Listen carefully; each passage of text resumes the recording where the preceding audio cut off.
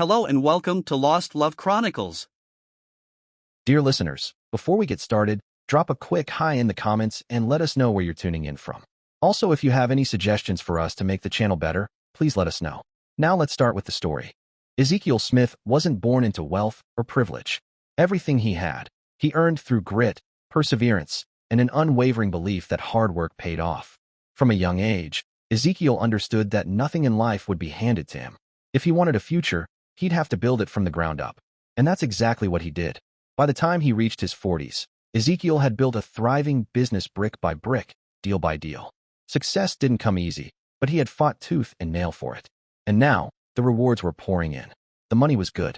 The respect was better. Life, it seemed, had finally rewarded his sacrifices. But if you asked Ezekiel what his greatest accomplishment was, he wouldn't point to his company or his bank account. He'd smile and say one word: family.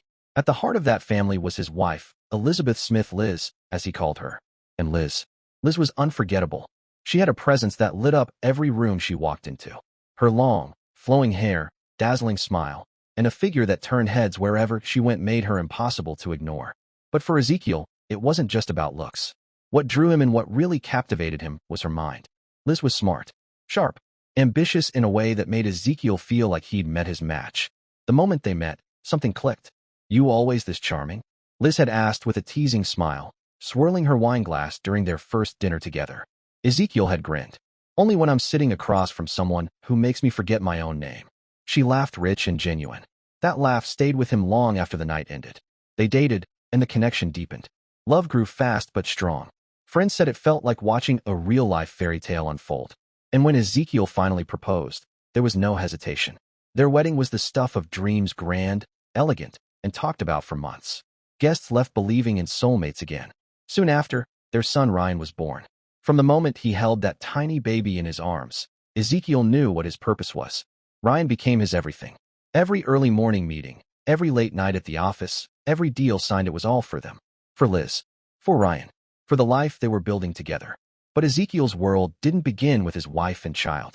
Before them, there was someone else who had been by his side through every trial and triumph: Wesley Jones. Wesley wasn't just a friend. He was Ezekiel's brother in every way but blood. The two had grown up on the same block, scraped their knees on the same sidewalks, and fought the same neighborhood bullies. They were there for each other through thick and thin schoolyard crushes, broken bones, heartbreaks, and dreams. They'd graduated together, celebrated every win, and leaned on each other during the losses. When Ezekiel decided to take the leap and start his own business, there was no question who he'd turn to. "You in?" Ezekiel asked one late night, hunched over blueprints and market research at his cramped kitchen table. Wesley didn't even blink. "I was in before you asked." That was all Ezekiel needed to hear. From that point on, Wesley wasn't just a supporter, he was a full-fledged partner. Wesley Jones knew Ezekiel Smith better than anyone. He knew his deepest hopes, the fears he rarely voiced, the goals he chased with relentless focus. If you saw Ezekiel, chances were Wesley wasn't far behind. To the outside world, their bond was unshakable, brothers not by blood, but by life. And Ezekiel? He seemed to have it all. A stunning wife, a beautiful child, a thriving business, a best friend who stood beside him through it all. To the world, Ezekiel Smith was living the American dream. But dreams have shadows. And perfect pictures? They often hide the cracks just beneath the surface. Behind the polished family portraits and glowing anniversary posts was a reality much harder to frame: a marriage quietly unraveling. The smiling selfies? They couldn't capture the silences between them. The vacations? They didn't show the emotional distance growing wider with each passing year. Elizabeth Smith was never just Ezekiel's trophy wife. She was intelligent, ambitious, and driven in her own right. In the early days, she admired Ezekiel's work ethic. She respected his ambition and how tirelessly he worked to build something lasting for their family. But as the years wore on, admiration gave way to frustration. Early mornings became late nights. Even on weekends, Ezekiel's mind was elsewhere, on spreadsheets, emails, client calls. Physically present but emotionally vacant. One evening, as Ezekiel sat on the couch, typing furiously on his laptop, Elizabeth sat across from him, arms folded. "Zeke," she said softly. He didn't look up. "Yeah. We haven't had a real conversation in weeks." "We're talking now," he muttered, still typing. "No, you're talking to your screen. I'm talking to your shadow." He finally looked up, his brow furrowed. "I'm doing this for us, Liz. For Ryan. For you." She stood up. "I don't need a provider, Ezekiel. I need a partner." He didn't know how to respond. To him, love was action, sacrifice, provision. But to Elizabeth, it had become something hollow. And that's when Wesley's presence began to shift. Wesley had always been around, trusted, familiar, a constant in their lives. He came over for dinner, played with Ryan, helped out when needed. For years, Elizabeth had seen him as a friend. Nothing more. But now, something felt different.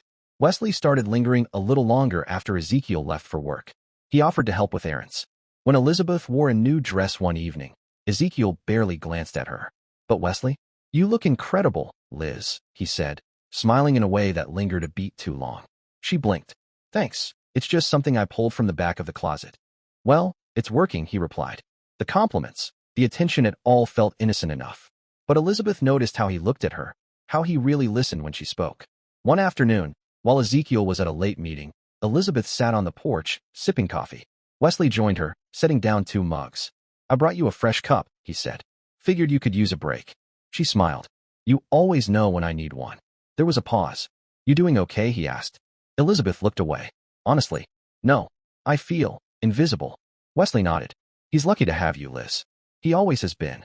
And in that moment, quiet and intimate, something shifted between them. Elizabeth began looking forward to the days Wesley came over. She'd spend more time getting ready, put on a touch of perfume, maybe straighten the house a little more than usual.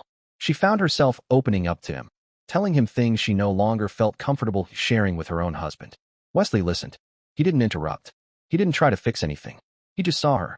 What Elizabeth didn't know, what she couldn't have known, was that Wesley had been carrying something deep inside for years. A secret he had buried beneath loyalty and guilt. He had loved her from the start. He had watched Ezekiel fall in love, propose, marry her, and had stood beside them, hiding his own heartache. He had swallowed his feelings for the sake of their friendship, convinced that what he felt would fade. But now, as Elizabeth leaned on him, as her marriage frayed at the edges, and she turned to him not just as a friend, but as a confidant, those long-buried emotions surged back to the surface. It began quietly, almost innocently. An emotional affair formed in the spaces Ezekiel didn't occupy long, private conversations during quiet afternoons, or whispered confessions late at night when the house had settled into silence. Their connection deepened in the shadows, beyond what either of them dared admit at first. Late-night texts became a ritual. "Elizabeth, can't sleep again. Just lying here, thinking." Wesley, about him. "Elizabeth, about everything. I feel like I don't exist anymore." "Wesley, you do.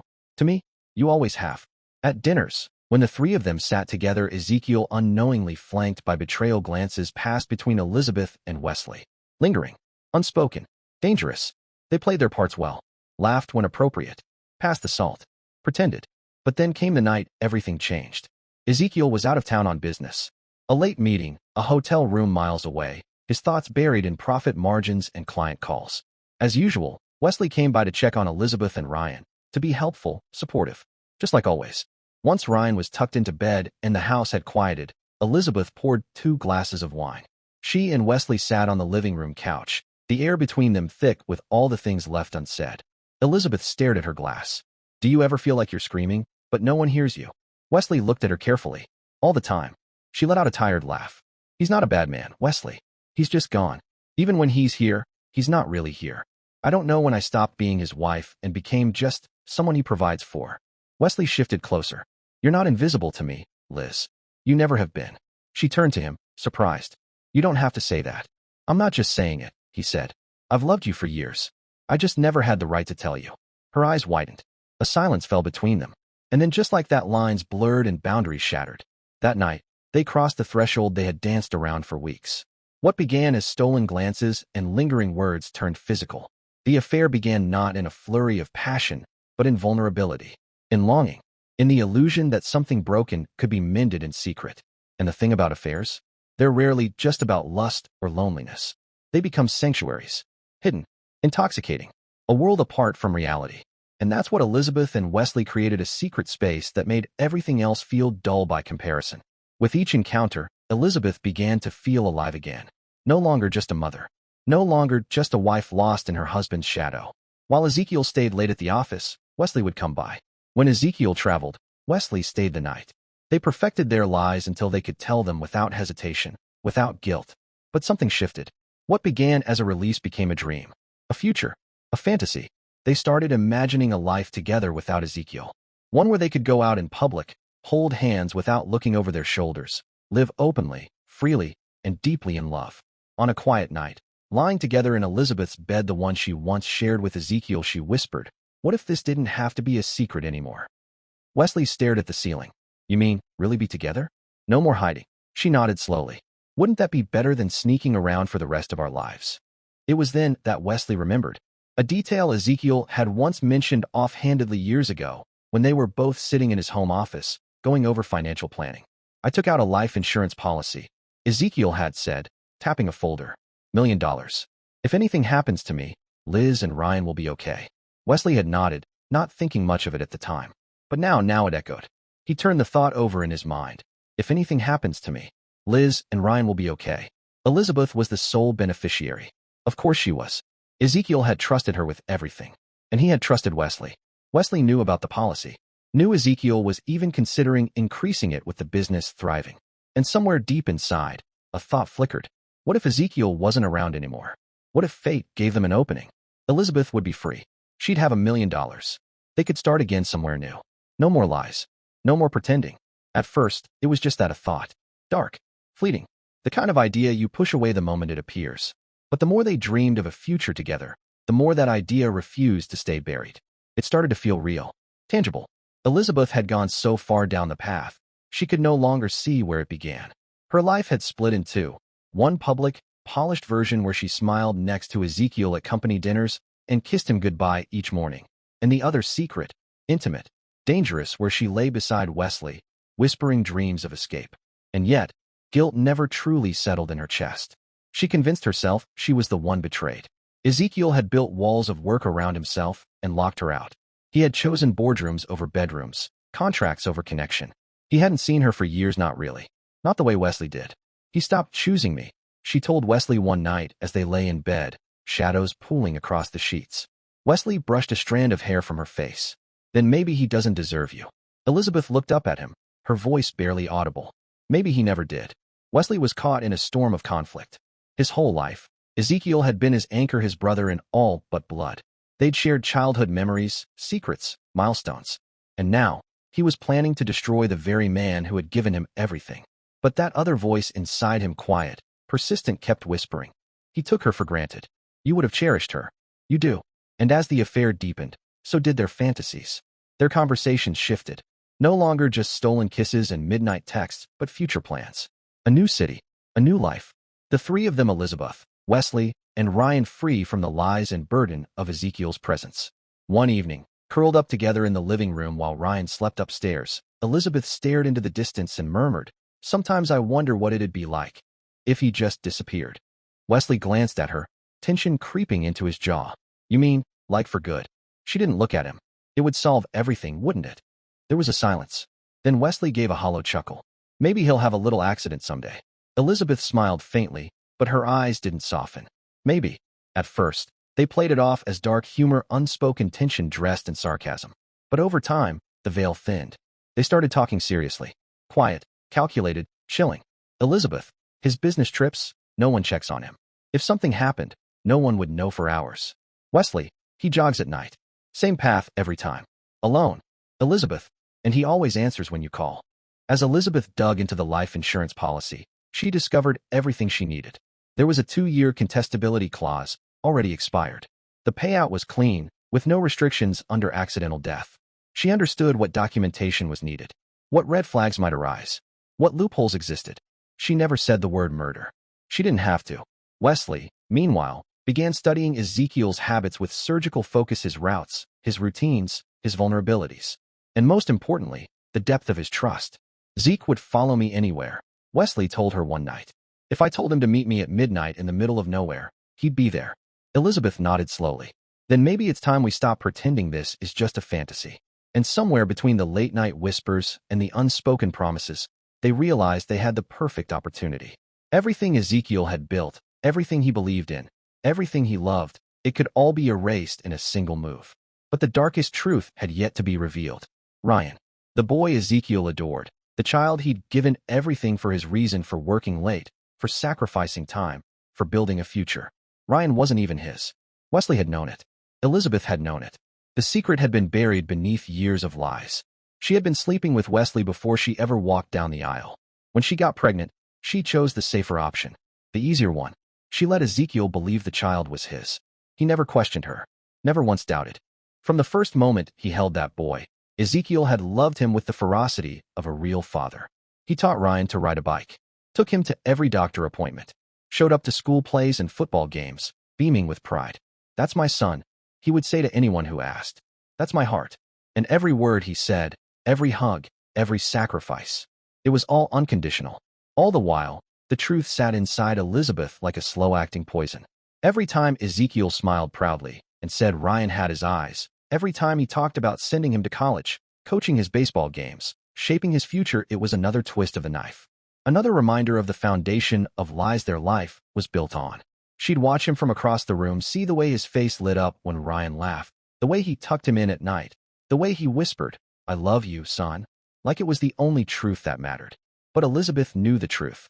And now, with the affair reignited and the plan in motion, that secret no longer filled her with guilt, it gave her resolve.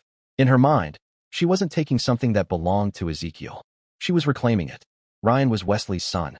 Wesley was her real partner. Wesley deserved to be the father. "This isn't betrayal," she whispered to herself one night as she stood over Ryan's bed, watching him sleep. "It's fixing what never should have been broken." And from that twisted seed of logic, the plan took deeper root. They shaped it carefully, waiting for the moment when Ezekiel would be isolated, when there'd be no witnesses, no trail leading back to them. Wesley would handle the logistics. Elizabeth would play the grieving widow. They practiced their parts, went over the timeline, smoothed the cracks. "Once it happens," Elizabeth said one evening, voice hushed over the phone, "we wait a few months. Then we ease into it. Let people see us grieving. Let them believe we found comfort in each other. No one would question it." Wesley replied, "I'm his best friend. They'd expect me to help you through it." "Exactly," she said. "No one would suspect a thing." But between fantasy and execution was a chasm they hadn't yet crossed. The plan was written, rehearsed, but it still existed in theory. They hadn't yet stepped into action. That changed one Thursday night in October. Ezekiel was pushing through another late evening at the office. Papers scattered across his desk, a half-eaten sandwich by the keyboard. He rubbed his eyes and leaned back, exhaustion clouding his focus, but pride still flickering beneath the fatigue. If this deal went through, it could change everything. He thought of Elizabeth, of Ryan. "This is for them," he told himself. His phone buzzed. "Wesley, hey man, you sound wiped. Come grab a drink with me, just like old times." Ezekiel hesitated. He looked at the time. 9:07 p.m. He wanted to go home, kiss Ryan goodnight, curl up next to Elizabeth. But Wesley sounded sincere, maybe even a little anxious. "I don't know," Ezekiel said. "I've got a lot to finish. Might just call it a night." "Come on," Wesley urged. "One drink. You need to unwind. Plus, there's something I want to talk to you about. It's important." Ezekiel paused. This was his best friend, his brother. "All right," he said finally. "One drink." They met at a quiet bar just outside town. Dim lights, wood-paneled walls, a few scattered regulars hunched over their drinks. No one paid them much attention. Ezekiel ordered a beer. Wesley took a whiskey neat. They made small talk, laughed a little, recalled college antics and early business struggles. But something about Wesley felt off. He kept checking his phone. His foot tapped incessantly beneath the table. His eyes kept drifting toward the door. "You good?" Ezekiel asked, tilting his head. "You seem jumpy." "Yeah," Wesley said quickly. "Just some personal stuff. Been a long week." Ezekiel nodded, sipping his beer. "Tell me about it."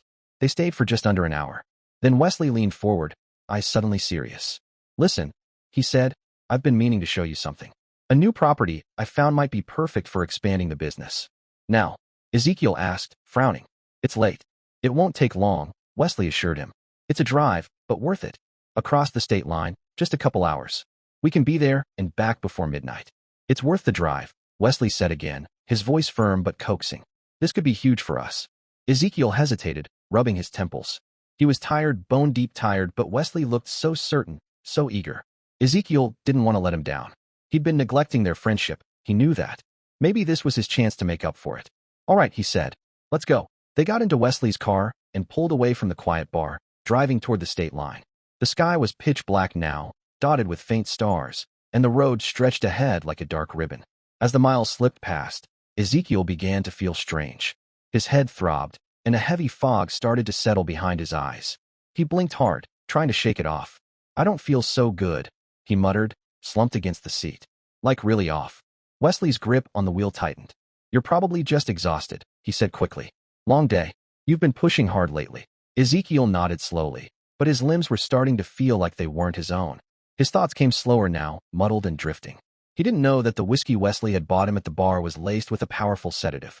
They crossed the state line and turned off the main road, following a narrow, winding path that led to a secluded spot near a river, quiet, isolated, perfect. By the time Wesley parked the car, Ezekiel could barely lift his head. Why are we here? He slurred, his words thick. This doesn't look like business. Wesley stepped out first, walking around to Ezekiel's side.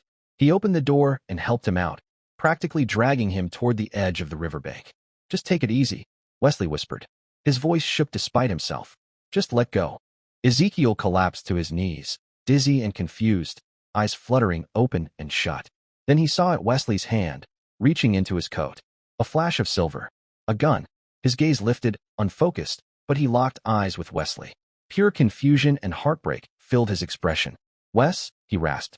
What are you? Wesley's hand trembled. His heart pounded in his chest like a war drum. This was the man who had stood beside him through everything. The man who called him brother. The man who had loved his son, Wesley's son, without question. I'm sorry, Wesley whispered. I'm so sorry. He closed his eyes and pulled the trigger. The gunshot split the night. The bullet hit Ezekiel in the side of the head, slicing across the skull in a brutal, glancing blow. Blood sprayed instantly. Ezekiel crumpled to the ground. Wesley stood frozen, the sound of the shot still ringing in his ears. His hands shaking violently, the gun now impossibly heavy. He knelt beside Ezekiel's body, pressing trembling fingers to the neck. No pulse. Or maybe he just couldn't find it.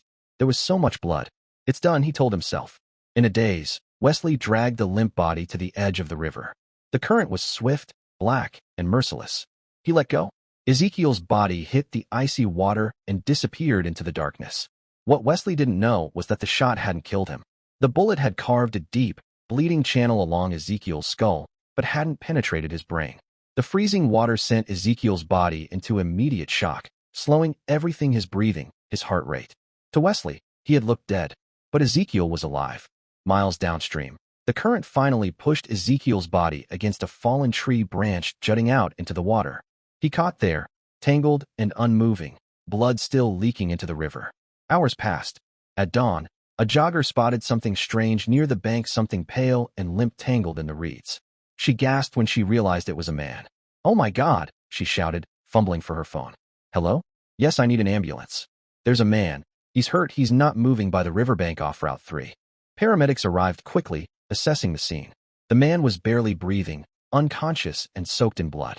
He was rushed to the hospital, listed as critical and unidentified. In the emergency room, doctors fought to save his life. One look at the wound, and they called for trauma surgery. Massive laceration to the skull. He's lost a lot of blood. We need to get in and relieve the pressure now. The team worked fast, cutting away what was left of the soaked clothing, prepping the man for surgery. The bullet had fractured the outer plate of the skull and caused swelling that threatened to crush his brain from the inside. He was rushed into the operating room. Scalpels gleamed under sterile lights. Monitors beeped steadily. And with steady, practiced hands, the lead surgeon began to relieve the pressure and stop the bleeding. Ezekiel remained in a coma for 3 days, suspended in a fog of silence and sterile light. When he finally opened his eyes, the nurses rushed to his side, astonished that he had survived at all. Can you hear me? One of them asked gently, leaning over his bruised and bandaged face. His eyes flicked toward her, glassy and unfocused. His lips parted slightly, but no words came out. He blinked. Once. Twice. Do you know your name? She asked, her voice even softer now. He stared blankly, brows knitting together in confusion. The question meant nothing. Everything felt foreign, alien. Panic flickered in his dull gaze. The attending physician was called in. After a series of tests and scans, the diagnosis was clear: traumatic amnesia. His memory, personal, long-term, even basic details had been obliterated by the blunt force trauma to his skull. He doesn't know who he is, the doctor explained quietly to the staff gathered outside the room. Not his name, not his family, nothing. It's a clean slate. And there's no ID, no wallet, nothing to link him back to anyone. Wesley had made sure of that. He had taken Ezekiel's wallet from his coat, removed any identification, and tossed it into the river, just another detail in the careful staging of a robbery gone wrong. The hospital checked every avenue: fingerprints, missing persons, regional databases. But there was no match. Ezekiel's prints weren't in any system. And since he had been found across the state line, the authorities there had no connection to the missing persons report filed in his home jurisdiction. "We've hit a dead end," a detective said with a sigh, flipping through a folder of blank leads. No ID, no matches, and nobody coming to claim him. It's like he dropped out of the sky. Meanwhile, back home, Elizabeth was already playing her part. That morning, she called the local police department, her voice tight with panic. "He didn't come home," she cried. "He always calls always. Something's wrong. I know it." An officer tried to calm her, asking questions. "When did you last see him, ma'am?" "Last night. He went out with his best friend, Wesley. Just for a drink, that's all. He said he'd be home before 10. Wesley, standing nearby, took the phone when prompted. "Yeah, we were together," he said, sounding grave but measured. "We had a couple drinks." He seemed off, stressed. He got this call. He stepped outside to take it. When he came back, he looked worried. Then he just left. "Left?" the officer asked. "Did he say where he was going?" "No, just said he needed to handle something. Honestly, I thought he just needed space. I didn't expect this." Wesley's tone was perfect, concerned, but confused. Hurt, but rational. He hinted at vague business troubles, suggested maybe Ezekiel was being threatened, maybe he owed someone money. It was a subtle deflection, and it worked. The police began to follow that theory. When Ezekiel's car was discovered abandoned near the river, with blood on the driver's seat and the window smashed from the inside, it confirmed their suspicions: robbery or targeted violence. Elizabeth clung to the narrative with unflinching devotion. She appeared on the local news that evening, her face pale and drawn. "If anyone knows anything at all, please come forward," she said, choking on the last word. "He's a good man, a good father. He wouldn't just disappear." She organized search efforts, mobilized the community. Cameras captured her clinging to a framed photo of Ezekiel and Ryan, eyes red-rimmed, voice shaking. The public rallied around her. She was the grieving wife. The story was tragic and believable. Wesley remained at her side through it all. He helped her organize the vigils. He hugged her in front of reporters. He picked up Ryan from school, stood by Elizabeth during press conferences, and reassured everyone that they were doing everything they could.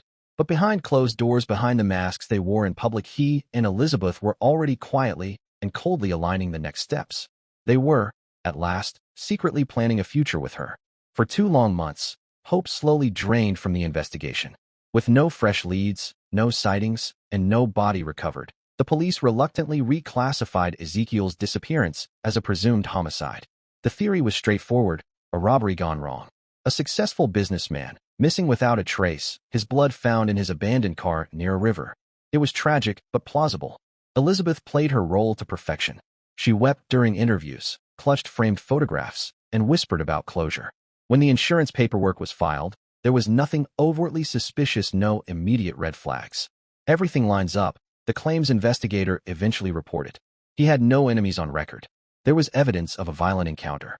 No financial motive from the wife. Payouts justified. 6 months after Ezekiel's disappearance, the $1 million policy was approved and transferred to Elizabeth's account. With the money secured, Elizabeth and Wesley exercised caution. They didn't flaunt their relationship, not yet. But behind closed doors, their life together deepened. The secret they shared bound them even tighter than passion ever could. 1 year later, Elizabeth announced that she and Wesley had found comfort in one another. "It wasn't something we expected," she said softly during a local news interview, "but grief brought us closer. He's been my rock." 2 years after the disappearance, they were married in a private ceremony, no fanfare, no public spectacle. Just a quiet union, masked in solemnity and framed as healing. They moved into a gated community in an affluent suburb. Elizabeth embraced her new lifestyle with abandoned driving luxury vehicles, draping herself in designer clothes and sparkling jewelry. Wesley walked away from the business he'd once built with Ezekiel, no longer needing the income. The insurance money funded their life of comfort and indulgence. Ryan, now older, never questioned the narrative. Dad was killed by bad people, he told classmates at school, believing it completely. Wesley was the only father figure he knew, present, caring, attentive. The truth was buried under years of lies, whispered between Elizabeth and Wesley like a secret prayer. To the outside world, they were inspirational. "They've been through so much," people often said. "And look at them now. They survived." But the glossy image masked something foul. Their home, their marriage, their fortune, every bit of it rested on betrayal and murder. Far from the manicured lawns of their new neighborhood, Ezekiel lived like a ghost. The man once known as Ezekiel awoke every day into confusion. He had no name, no home, and no past. 7 years slipped by like fog. Shelters became his only refuge. Park benches and alleyways his resting places. The world blurred around him, faces, buildings, sounds. Nothing stayed. Nothing connected. He didn't know who he was, but he had flashes, dreams of a laughing child, a warm smile, a woman's touch followed by something darker. Shadows. Pain. Sometimes, as he stared into a cracked mirror in a shelter bathroom, he whispered to his reflection, "Who the hell are you?" No answer ever came. When the pressure of it all built too much, he turned to the only escape he could find. Alcohol numbed the pain. Drugs dulled the edge. Each hit offered a moment of peace, a quiet reprieve from the storm inside. "I'm nobody," he muttered one night, slumped beside a dumpster behind a diner. A fellow drifter handed him a bottle. "You got smarts, man," the man said, watching Ezekiel repair a broken pipe under the sink in exchange for leftover food. "How'd you learn this stuff?" Ezekiel just shrugged. "I don't know," he said quietly, eyes distant. "I didn't remember learning them." During those lost years, Ezekiel descended into darkness so deep, it swallowed whole any sense of hope or identity. He cycled through arrests for loitering, public drunkenness, disorderly conduct. Police reports bore no name, just the same note. Unidentified male, transient. Twice, he nearly died, once from alcohol poisoning, another time from an overdose on a frigid winter night behind a closed-down pharmacy. There were nights he begged for the pain to stop. He stared at the ceiling of shelters and muttered to himself in a low rasp, "Why am I still here?" But even when the weight of not knowing who he was crushed his spirit, something primal kept him moving. A whisper in his gut, soft but unrelenting. "There's more. You matter. Someone's waiting." Then, 7 years after that night near the river, Ezekiel stood outside a halfway house with a duffel bag and trembling hands, and he made a decision. Enough. He checked himself into a rehab facility, broke through withdrawal and shame, and faced the slow, brutal work of healing. It wasn't noble. It was messy, agonizing, full of doubt. But day by day, he clawed his way forward. And as the toxins left his body and the haze lifted, something unexpected happened. His dreams changed. At first, they were just flashes. A boy's laughter echoing. A woman's silhouette in a sunlit kitchen. The sound of a name, Ryan. The fragments came like pieces of a puzzle dumped on a table. Then, one morning on a job site he'd taken day labor on a construction crew, a coworker called out, "Ezekiel, grab that ladder." He turned instinctively. When he realized what he'd done, he froze. He hadn't gone by Ezekiel in years. He'd introduced himself as Dan, short for John Doe, the name the hospital had used. But something about hearing Ezekiel struck a chord deep in his chest. That night, he lay awake on a cot, whispering the name to himself.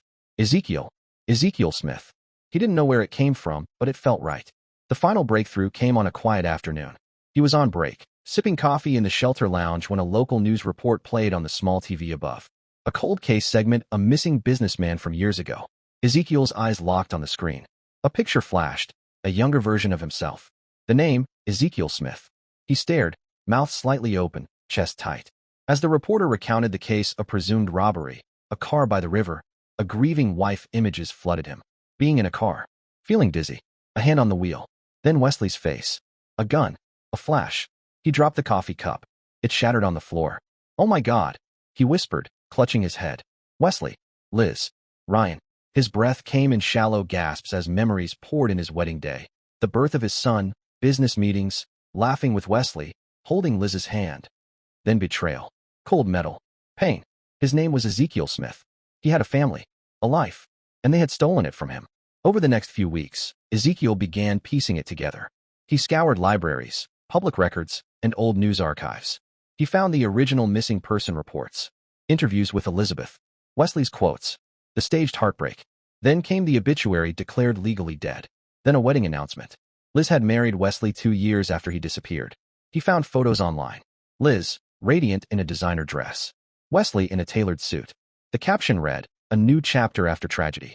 There was Ryan, too, older, taller, smiling beside Wesley with the easy comfort of a boy posing next to the man he called Dad. Ezekiel stared at the screen, hollow. "They killed me," he said aloud in a stunned, broken whisper. "They killed me, and they took everything." His voice trembled. "My life, my son, my name." And while he'd spent 7 years cold, hungry, and forgotten, they had been smiling in photos, wrapped in luxury, enjoying the fruits of his labor. The family Ezekiel had once built, the home, the son he raised, the future he had sacrificed so much for, none of it had ever truly belonged to him. It had been a mirage, a carefully constructed lie built on betrayal. The grief in his chest simmered into rage, but beneath that storm was something sharper, steadier, resolve. He was going to reveal the truth. He was going to get justice, and he was going to take back the life that had been stolen from him. But Ezekiel knew he couldn't just walk up to Elizabeth and Wesley's door, announce he was alive, and expect anything but danger. They believed he was dead, and if they saw him now, if they realized their secret was unraveling, they might panic. They might try again to finish what they started. So he planned.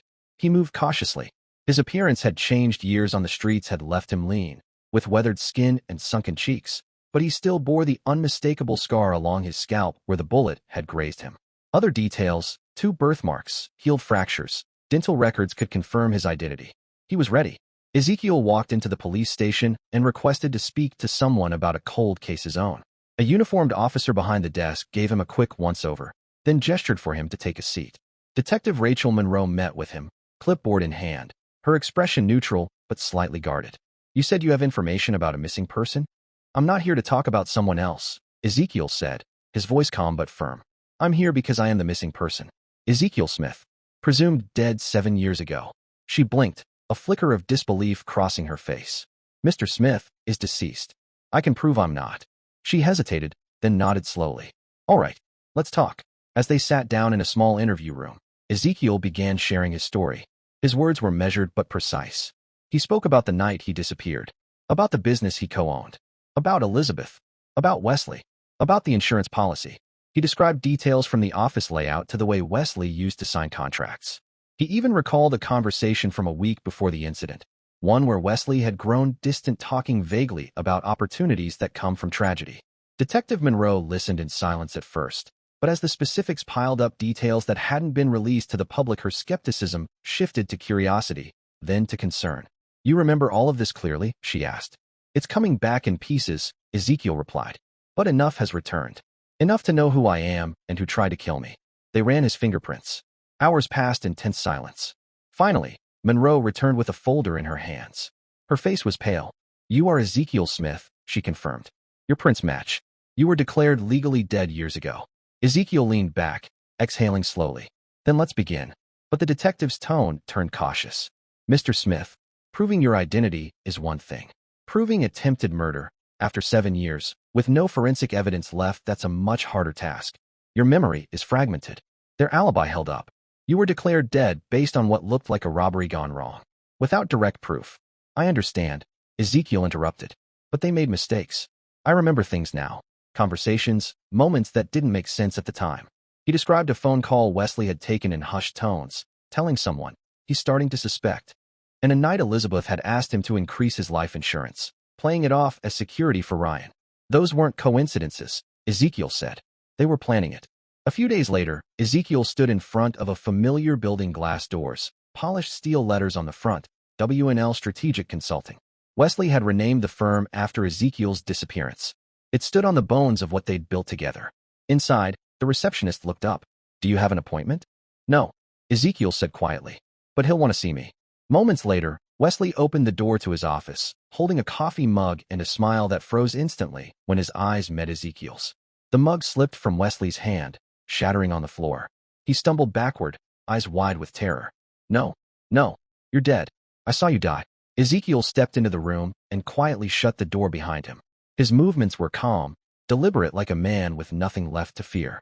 "You saw me get shot, Wesley," he said, voice low and unwavering. "But you didn't stick around long enough to make sure I was actually dead." Wesley's chest heaved as he struggled to breathe, a pale sheen of sweat covering his face. He gripped the edge of the desk as though it were the only thing anchoring him to reality, his eyes wide and wild. All the years he had spent convincing himself it had been necessary, all the lies he had swallowed to quiet his conscience, none of it mattered now. Ezekiel stood before him, very much alive, and the truth had nowhere left to hide. "I'm sorry," Wesley gasped. "God, Ezekiel, I'm so sorry. I never meant to hurt you. It was Elizabeth's idea. She said you didn't love her anymore.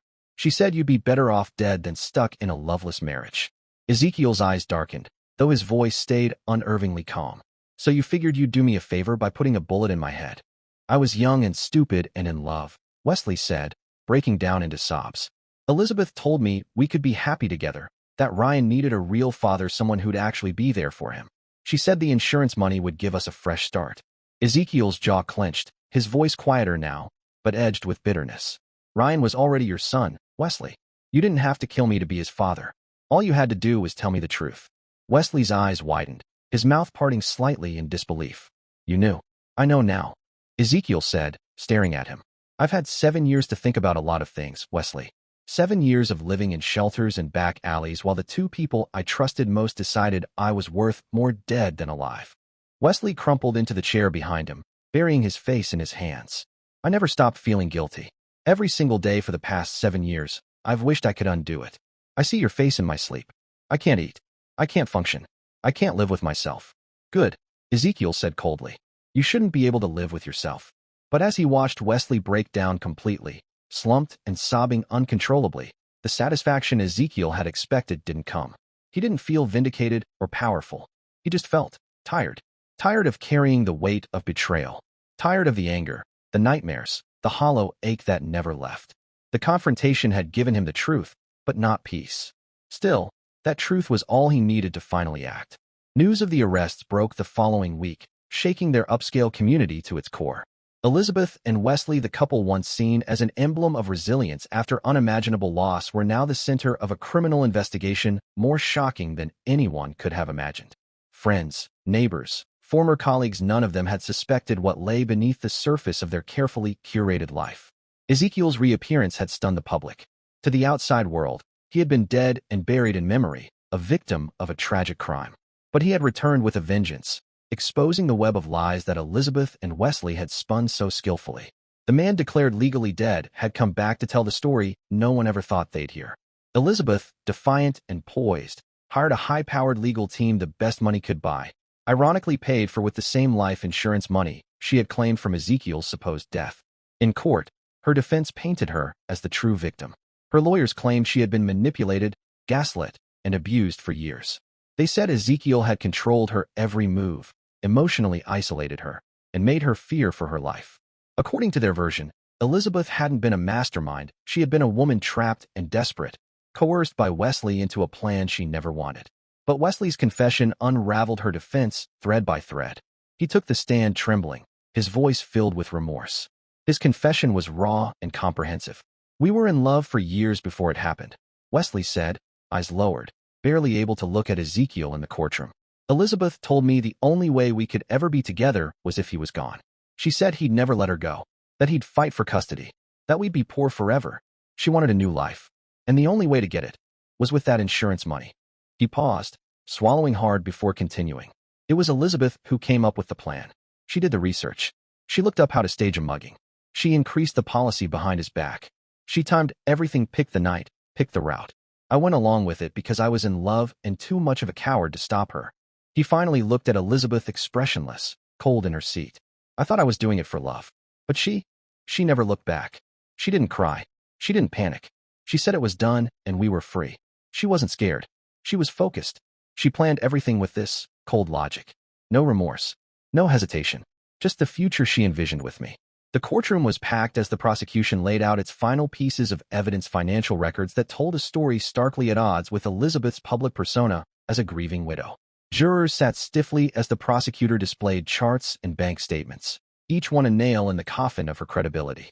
While Mrs. Smith claimed to be mourning her husband's death, the prosecutor said, pointing to a series of luxury purchases, she spent thousands of dollars on designer clothing, jewelry, spa treatments, and international vacations.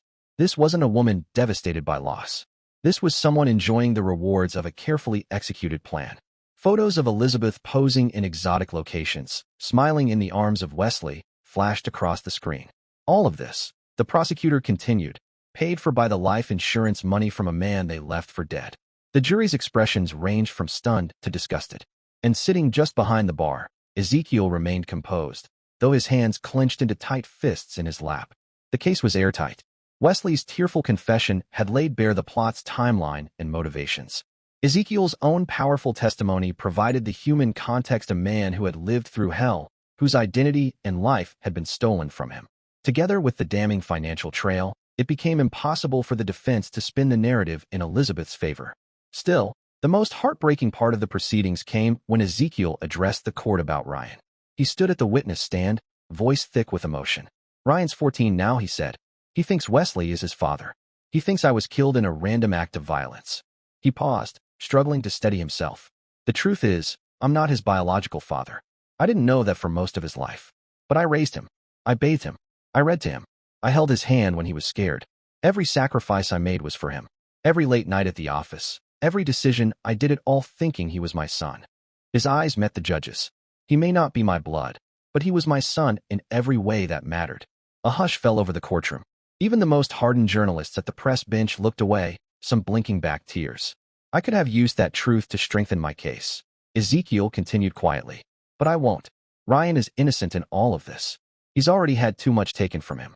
I'm asking the court to seal any details regarding his paternity. He deserves peace. He deserves a chance at a future not overshadowed by the crimes of the adults around him. The judge nodded solemnly. Your request will be honored. 6 weeks after the trial began, the jury returned with its verdict. Wesley was found guilty on all counts: attempted murder, conspiracy to commit murder, and insurance fraud. His cooperation with the investigation and visible remorse were considered during sentencing. The judge handed down a 25-year prison term. Elizabeth's verdict was the same, but the outcome for her was far worse. She had fought the charges bitterly, denying everything, shifting blame, and spinning false narratives even in the face of overwhelming evidence. Her courtroom demeanor, cold, calculated, unyielding, only reinforced what Wesley's confession had described. A woman unmoved by conscience, focused only on control. The sentence: life in prison, with the possibility of parole after 30 years. Outside the criminal trial, the insurance company swiftly filed a civil suit to recover the $1 million it had paid out. The court ordered the liquidation of all assets acquired with that money. The family home, once the symbol of Elizabeth and Wesley's new life, was sold. Their luxury vehicles were seized. Jewelry, clothing, and every last indulgence purchased on Ezekiel's back was cataloged and reclaimed. They had lost everything: property, freedom, reputation. All that remained was the legacy of their betrayal. At sentencing, the courtroom fell silent as the judge leaned forward and delivered the final condemnation. This court has seen many cases driven by greed and betrayal. The judge began, voice unwavering. But rarely have I encountered such calculated cruelty, paired with such a deeply personal violation of trust. You didn't just attempt to murder Mr. Smith for financial gain. You shattered a family, traumatized a child, and inflicted profound suffering on a man who loved and trusted you completely. The judge turned toward Elizabeth, eyes narrowing. Mrs. Smith, you stood before your husband and took vows to love and honor him. Instead, you conspired to end his life. You looked him in the eyes every day while secretly plotting his murder. You weaponized his love and devotion. The court finds no redeeming or mitigating factors in your conduct. The judge's voice remained even, but the weight behind his words was unmistakable as he turned to Wesley Johnson. Mr. Johnson, he said, you betrayed a friendship that spanned decades. You exploited the trust of a man who considered you his brother. While your cooperation with the court is noted, it does not absolve the fundamental cruelty and treachery at the heart of your actions. Wesley sat with his head bowed, his face pale and drawn. The courtroom was silent, the air thick with judgment and consequence. At the conclusion of this trial, the judge continued, the court hands down the following sentences. The gavel of justice struck with firm finality. For attempted murder, conspiracy to commit murder, and insurance fraud, Wesley Johnson is hereby sentenced to 25 years in state prison. Wesley blinked hard, as though the sentence, though expected, still hit with stunning force. Your confession helped bring the truth to light, the judge said, his tone softening only slightly. But it does not undo the betrayal or the pain you caused. Then the judge turned to Elizabeth. Elizabeth Smith, he said, you were convicted of the same charges. But unlike Mr. Johnson, you showed no remorse. You orchestrated a plan to murder your husband and profit from his death. You will now live with the consequences of your choices. The judge's eyes didn't waver. You are sentenced to life in prison, with the possibility of parole after 30 years. Elizabeth sat stone-faced, her features tight, refusing to meet anyone's gaze. The sentence hung in the air like a bell tolling the end of an era. Afterward, the court turned to a more delicate matter: the future of Ryan. Though the boy was not Ezekiel's biological son, his connection to the child was clear. His care, his sacrifices, and the love he had shown were undeniable. The courtroom listened quietly as the judge delivered his ruling. Mr. Smith may not be this child's biological parent, the judge said, addressing Ezekiel, but he was the only father Ryan knew for the first 7 years of his life. He provided for him, loved him, and sacrificed for him. This court believes that remaining with Mr. Smith serves Ryan's best interests. Full legal custody is hereby granted to Mr. Ezekiel Smith. Ezekiel closed his eyes briefly, a wave of relief and responsibility washing over him. He gave a single nod, quiet, composed as the weight of his new duty settled on his shoulders. He didn't speak ill of Elizabeth or Wesley to Ryan. Never once. Whatever bitterness he carried, he buried it for the sake of the boy.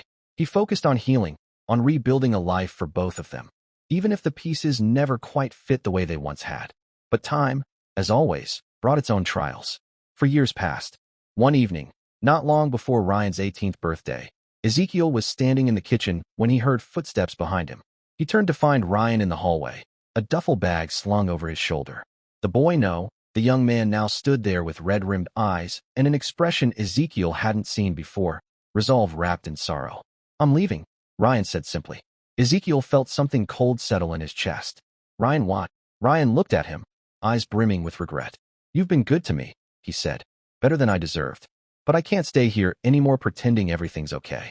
I look in the mirror, and all I see is him. Wesley, my father, and I know what he did to you." Ezekiel stepped forward.